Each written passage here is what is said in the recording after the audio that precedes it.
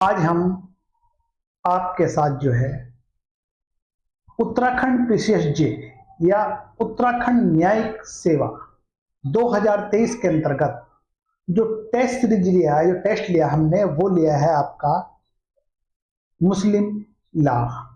अब देखिए मुस्लिम लॉ का जो पेपर है, ध्यान चेक कीजिए जो है इसमें देखिए आप जो है डिस्कस करते हैं हम जो है क्वेश्चन नंबर फर्स्ट जो है वो है, यदि मुस्लिम पति अपनी पत्नी पर जार कर्म का झूठा दोष आरोपण करता है, उस आरोप के खंडन की प्रक्रिया को क्या कहते हैं?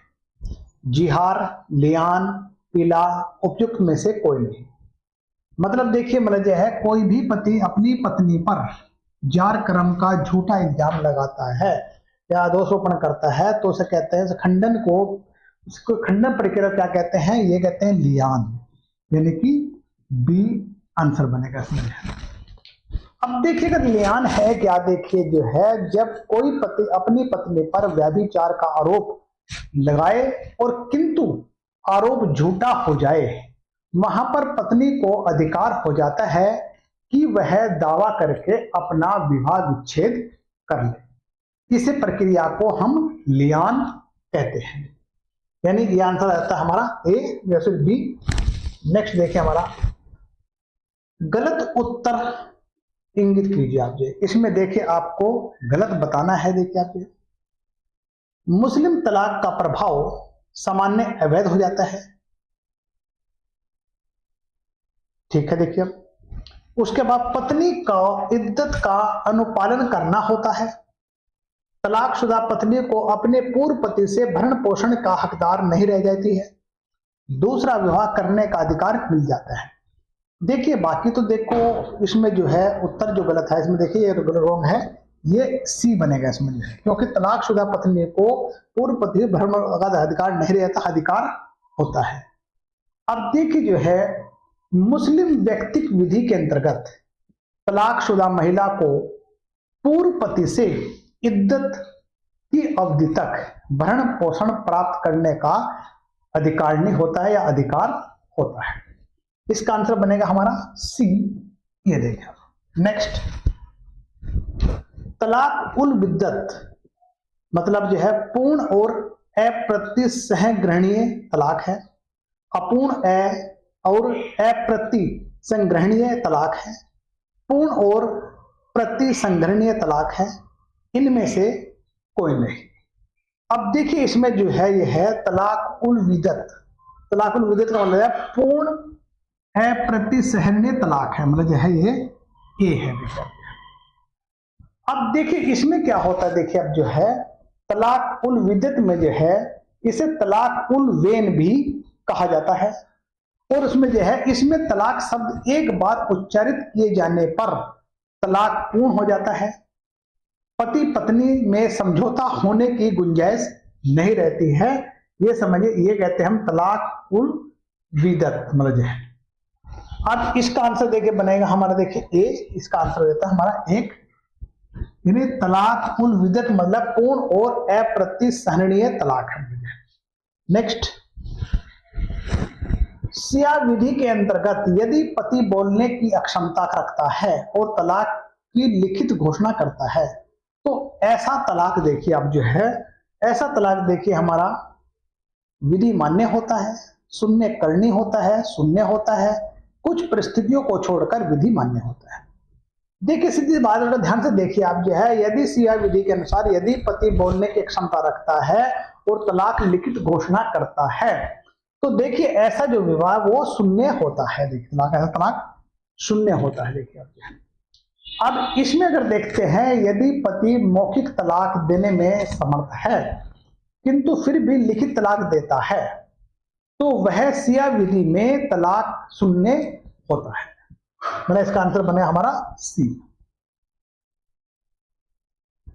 नेक्स्ट सूनी विधि अगर पति दबाव, नशे में एवं मजाक में तलाक देता है तो यह तलाक देखिए आप जो है वैध है, अवैध है, शून्य है, इनमें से कोई। देखिए यहाँ सूनी विधि के अनुसार की बात करिए, सूनी विधि में अगर पति दबाव, नशे में या मजाक में भी तलाक देता है तो यह तलाक जो है वैध होता है। मतलब इसका आंसर ए बन जाता है। देखिए अगर हम बात करते हैं, देखिए मान लीजिए सुनी विधि की हनीफी शाखा के अंतर्गत बल प्रयोग, दबाव, अनुचित दबाव सॉरी, धमकी, धोखे या नशे की हालत में दिया गया तलाक सुनने सॉरी विधि मान्य होता है। मतलब देखिए यहां पर जो है सुनी विधि की हनीफी शाखा के अंतर्गत बल का प्रयोग, अनुचित दबाव, धमकी, धोखे या नशे की हालत में दिया गया तलाक विधि मान्य होता है। तो इसका आंसर बन गया हमारा ए। नेक्स्ट, इद्दत की अवधि 3 माह कब होती है? देखिए इसमें जो है इद्दत जो 3 माह कब होती है? ए पति की मृत्यु होने पर, गर्भवती स्त्री के पति की मृत्यु होने पर, या फिर तलाक होने पर, या अमान्य विवाह होने पर। देखिए इद्दत की जो अवधि 3 माह होती है वो तलाक होने पर होती है। इसमें आंसर देखिए इसका बनेगा आपका सी आंसर। देखिए आप जो है अब इसमें देखिए आंसर इसका है सी। मतलब देखिए आप जो है यदि पति पत्नी के बीच संभोग हो चुका हो तो इद्दत की अवधि 3 मासिक धर्म की होती है। पत्नी को मासिक धर्म न होता हो तो इद्दत का समय 3 चंद्रमास है। यानी समझिए जो है इसमें मतलब यह है 3 माह की अवधि होती है तलाक होने पर।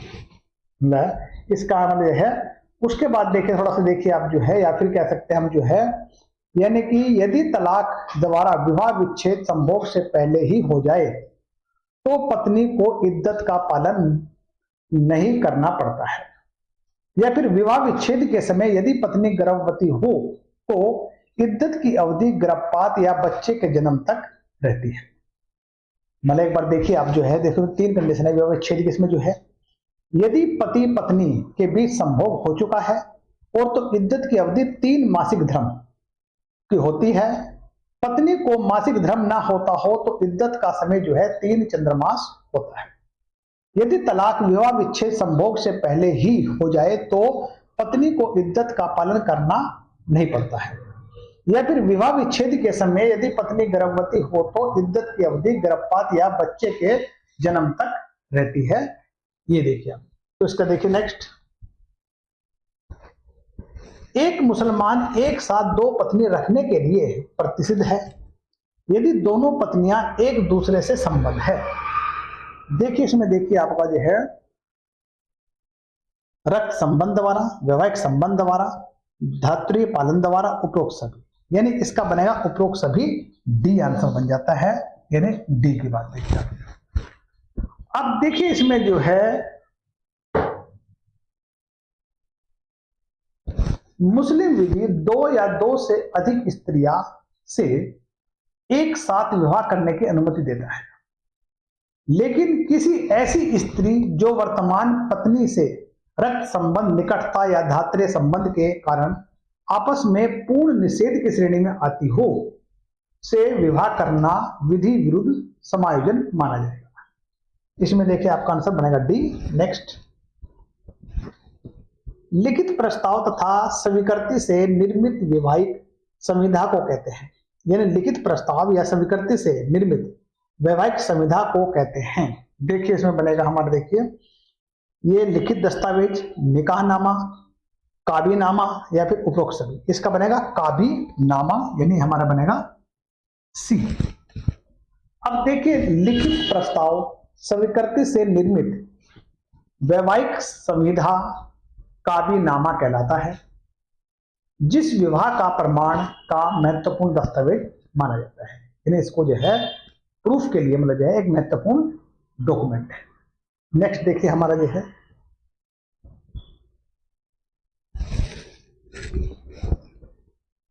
वैध मुस्लिम विवाह के लिए आवश्यक है सक्षम पक्षकार, स्वतंत्र सहमति, प्रस्ताव या स्वीकृति, उपरोक्त में सभी। देखिए ये है मतलब जो है ये डी बनेगा आंसर इसका। इसका बन जाता है हमारा डी, यानी सभी आवश्यक है। अब देखिए यहां पर देखिए इसके देखिए आप जो है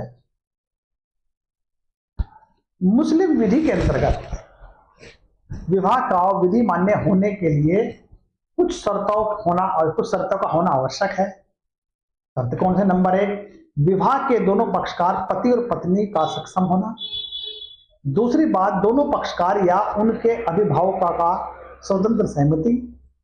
तीसरी बात, विवाह के लिए प्रस्ताव और स्वीकृति, तथा दोनों पक्षकार के बीच निश्चित संबंध नहीं होने चाहिए। तो देखिए हमारा जो है ये इसके मतलब जो है कंडीशन है, देखिए तो इसका मतलब डी आंसर है। नेक्स्ट, किन अभिभावक द्वारा ही संपन्न कराए गए विवाह में अवयस्क को यौन अवस्था का विकल्प या ख्याल कुल वलूम नहीं होता है। देखिए इसमें देखिए आपका जो है ये बनेगा, देखिए ए और बी। अब मिलान में देखिए हमारा, देखिए इसका जो है इसके अंतर्गत देखिए आप जो है हिजानत मतलब समझिए आप जो है ये है अवयस्क के शरीर की सुरक्षितता, यानी कि ए का है 2। देखिए इसमें लिख लीजिए ए बी सी डी। अब देखिए हमारा ए का मतलब है ये हमारा 2। अब उसके बाद देखिए हमारा जो है विलायत ए जबर, ये देखिए हमारा विवाह संरक्षक, यानी कि ये ए का जाएगा, बी का है 1। उसके बाद देखिए विलायत ए माल, इसमें देखिए हमारा ये हमारा अवयस्क की संपत्ति का संरक्षक, ये हमारा 4 आ जाएगा। उसके बाद देखिए हमारा परिनियमित संरक्षक, ये बनेगा हमारा न्यायालय नियुक्त संरक्षक, ये हमारा 3 आ जाएगा। यानी इसमें जो आंसर बनेगा 2 1 4 3, 2 1 4 3 मतलब जो है हमारा ए आंसर बन जाता है। इसमें देखिए हमारा आंसर है ए। अब देखिए इसमें जो है हिजानत का मतलब समझ देखिए अब जो है वो अवयस्क के शरीर की संरक्षकता है।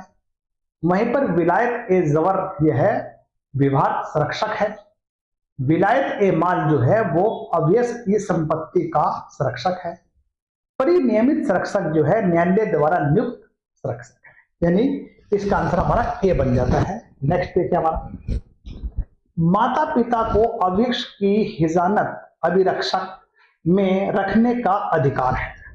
देखिए इसमें बनेगा, देखिए हमारा सुनी विधि के या सुनी विधि में पुत्र का 7 वर्ष तक, पुत्री को 15 वर्ष तक, सिया विधि में पुत्र को 2 वर्ष तक और पुत्री को 7 वर्ष तक। इसमें आंसर बनेगा सी, हमारा दोनों बनेगा ए और बी, यानी कि ये सी आंसर इसमें बन जाएगा। देखिए हमारा जो है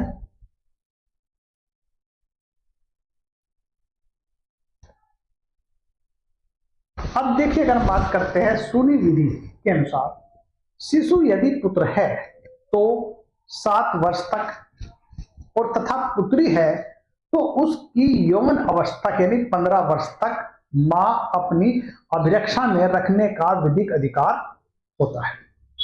सिया विधि में मां अपने पुत्र को केवल 2 वर्ष तक और पुत्री को केवल 7 वर्ष की उम्र तक अपने पास रखने की अधिकारिणी है, यानी समझिए आप जो है इसका आंसर हमारा सी बनेगा। नेक्स्ट, मुस्लिम अवयस्क का नैसर्गिक एवं विधिक संरक्षक है। अब इसमें देखिए आपका जो है ये बनेगा पिता, यानी नेचुरल जो है ये बनेगा बी। अब बी में देखिए हमारा देखिए ऐसे है अवयस्क का नैसर्गिक या विधिक संरक्षक वरीयता क्रम कैसे है। देखिए इसमें कौन कौन देख सकते। सबसे पहले नंबर 1 है पिता, पिता का फिर जो बाद है नंबर 2 पे जो है पिता का निष्पादक, तीसरे नंबर पे पितामह यानी पिता का पिता, चौथे नंबर पे पितामह का निष्पादक। अब देखिए मतलब जो है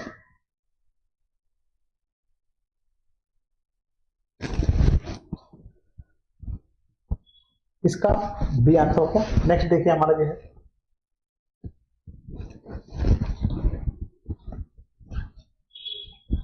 निश्चित होने के मान, इसमें देखिए निश्चित होने के बाद मेहर का अधिकार कभी समाप्त नहीं होता है, कारण अदत्त मेहर एक अप्रतिभूत ऋण है। इसका देखिए मैं विचार करना है इस पर। देखिए आप जो है अब इसमें देखिए हमारा जो है ए आर दोनों सही है, आर ए ये स्पष्टीकरण नहीं है, यानी कि मतलब देखिए इसका देखिए मतलब जो है देखिए हमारा जो आंसर बनेगा इसमें देखिए यानी निश्चित होने पर मेहर का अधिकार कभी समाप्त नहीं होता, बिल्कुल सही है। अदत्त मेहर एक अप्रतिभूत ऋण है, ये भी सही है।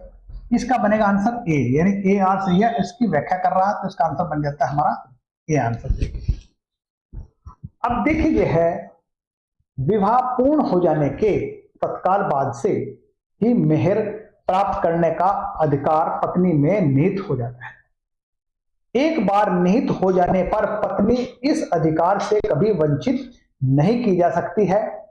अदत्त मेहर एक ऋण की भांति रहता है, जिसमें पत्नी की स्थिति ऋणदाता की और पति की ऋणी की स्थिति होती है। अदत्त मेहर एक अप्रतिभूत ऋण है, इसके लिए पति केवल व्यक्तिगत रूप से उत्तरदायी होता है। मतलब देखिए नेक्स्ट देखिए आंसर,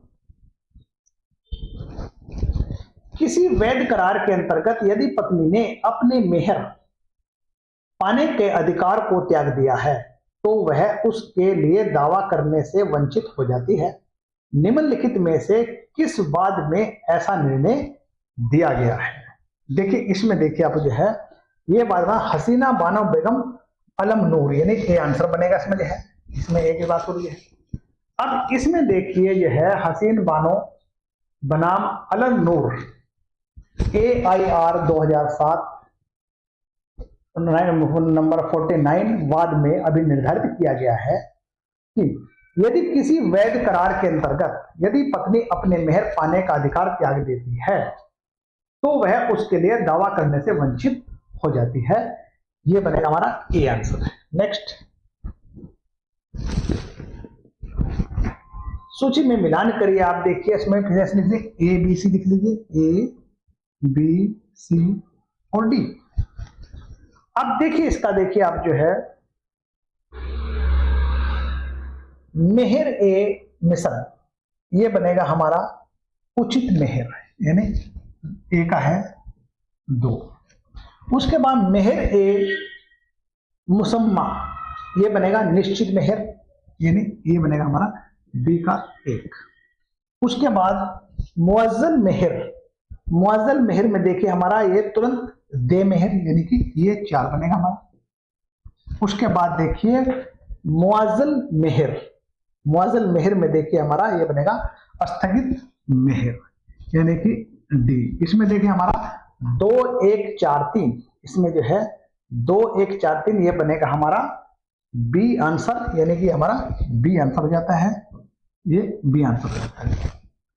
अब देखिए इसमें अगर हम देखते हैं मतलब एक तरह से देखिए, यानी कि मेहर ए मिसल जो है ये इसको कहा जाता है उचित मेहर।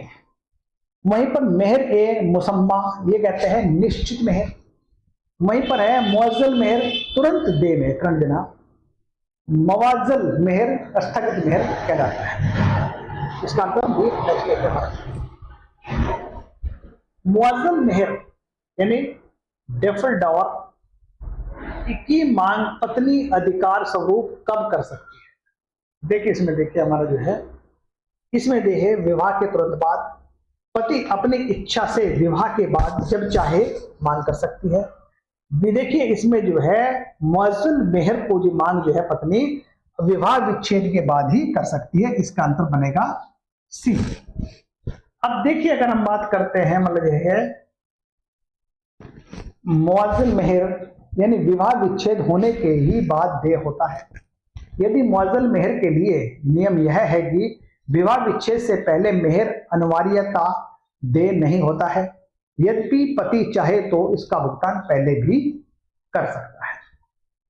चलिए नेक्स्ट सब देखिए हमारा भारत में पारिवारिक संबंधों में लागू होने वाला कानून है। भारत में पंथ निरपेक्ष विधि, सांविधिक विधि, धार्मिक विधि, डी पक्षकारों की व्यक्तिक विधि। अब इसमें देखिए हमारा ये बनेगा पक्षकारों की व्यक्तिक विधि यानी डी आंसर बनेगा हमारा। देखिए अब इसमें देखिए हमारा जो है मुस्लिम विधि एक व्यक्तिक विधि है जो व्यक्तिक मामलों में लागू होती है। व्यक्तिक विधि का दूसरा नाम पारिवारिक विधि या कौटुंबिक विधि भी है। इसका मतलब देखिए हमारा जो है ये डी आंसर हो गया।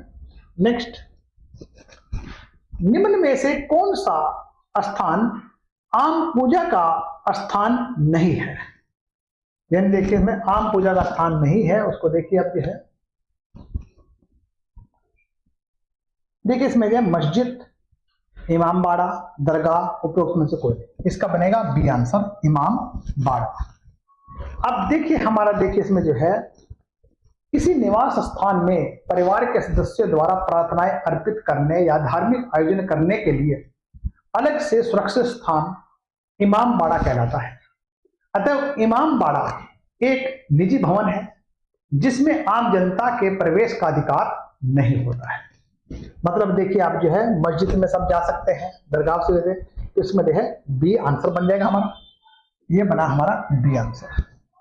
नेक्स्ट, मुस्लिम विधि शास्त्र को जाना जाता है, देखिए मुस्लिम विधि शास्त्र को जाना जाता है यानी फिकह के नाम से, यानी फिकह से, यानी अब देखिए आप जो है, अब विधि शास्त्र का पूरा विज्ञान फिकह कहलाता है, यानी कि मतलब है विधि शास्त्र का पूरा विज्ञान फिकह कहलाता है। इसका आंसर हमारा ए आंसर है। नेक्स्ट, पैगंबर मोहम्मद साहब की मृत्यु उपरांत निम्न में से किसको खलीफा नियुक्त किया गया है?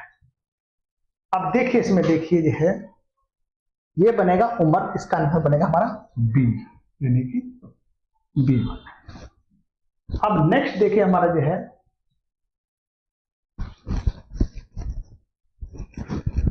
मुस्लिम विधि में वसीयत की जा सकती है केवल 1/4 संपत्ति की, केवल 1/3 संपत्ति की, केवल आधी संपत्ति की, या समस्त संपत्ति। अब देखिए इसमें जो है केवल 1/3 संपत्ति की है वसीयत की जा सकती है। अब देखिए एक मुस्लिम किसी भी या किसी ऐसे व्यक्ति को जो उसका विधिक उत्तराधिकारी न हो के पक्ष में अपनी संपूर्ण संपत्ति का 1/3 भाग उत्तराधिकारी की सहमति के बिना वसीयत कर सकता है। शिया और सुन्नी विधि में यह समान नियम है, यानी शिया सुन्नी दोनों में ये बराबर है। मतलब यह है कोई भी व्यक्ति अगर मान ले वो उसका उत्तराधिकारी नहीं है, किसी अन्य व्यक्ति को अपनी संपूर्ण संपत्ति का 1/3 यानी 1/3 मतलब यह है वसीयत कर सकता है। इसका बनेगा हमारा बी आंसर। नेक्स्ट, मुस्लिम विधि के अंतर्गत दान के संदर्भ में कौन सा वचन सत्य है? अब देखिए इसमें वचन देखिए आप जो है, दान केवल मौखिक रूप से किया जा सकता है, दान केवल लिखित रूप में किया जा सकता है, दान मौखिक लिखित दोनों प्रकार से किया जाता है। देखिए इसमें जो है सी आंसर बनेगा, यानी कि मुस्लिम विधि के अंतर्गत दान जो है लिखित मौखिक दोनों रूप में किया जा सकता है। अब देखिए यहीं पर देखिए दान के विधि मान्य होने के लिए निम्नलिखित शर्तों का पालन अनिवार्य है। कौन कौन शर्त है? एक, दान की घोषणा, दान की स्वीकृति, दान की संपत्ति के कब्जे का परिणाम। अब दान की घोषणा मौखिक भी हो सकती है और लिखित भी दोनों हो सकती है, तो इसका आंसर बनेगा हमारा सी। नेक्स्ट, मुस्लिम विधि के अंतर्गत आजीवन हित का दान हिबा, यानी आजीवन हित का जो दान है हिबा मान्य है, किस वाद में विनिश्चित किया गया है? देखिए इसमें देखिए ये बनेगा हमारा नवाजिश अली खां बनाम अली रजा खां, यानी एक आंसर बनेगा इसके अंतर्गत। देखिए हमारा जो है, अब देखिए नवाजिश अली खां बनाम अली रजा के केस में या वाद में निर्धारित किया गया है कि किसी भी संपत्ति के काम से उसके लाभांश के स्वामित्व को अलग किया जा सकने की स्थिति में मुस्लिम विधि के अंतर्गत आजीवन हित का दान या हिबा विधि मान्य है। देखिए इसका आंसर ये बन जाता है। नेक्स्ट, मर्ज उल मौत के दौरान पति द्वारा पत्नी को दिए गए तलाक में पत्नी पति की संपत्ति की उत्तराधिकारिणी होती है। अब इसमें देखिए सुन्नी विधि में इद्दत की अवधि में पति की मृत्यु होने पर, शिया विधि में 1 वर्ष की अवधि में पति की मृत्यु हुई हो बशर्ते पत्नी ने पुनर्विवाह न किया। इसका आंसर बनेगा सी, यानी ए बी दोनों सही हैं, ये सी आंसर बन जाएगा। अब देखिए अगर हम बात करते हैं, देखिए इसमें जो है सुन्नी विधि के अनुसार इद्दत की अवधि में पति की मृत्यु होने पर तलाकशुदा पत्नी को उसकी संपत्ति का उत्तराधिकारी माना जाता है। वहीं पर जैसिया विधि में भी विवाह विच्छेद से 1 वर्ष के अंदर कभी भी पति की मृत्यु होने पर तलाकशुदा पत्नी पूर्व पति की संपत्ति की उत्तराधिकारी मानी जाती है। देखिए इसका आंसर सी है हमारा। देखिए अब ये मैं आपको डिस्कस करें क्वेश्चन, इसको चेक कर लीजिए, ध्यान से देखिए। नेक्स्ट टेस्ट में फिर मिलेंगे।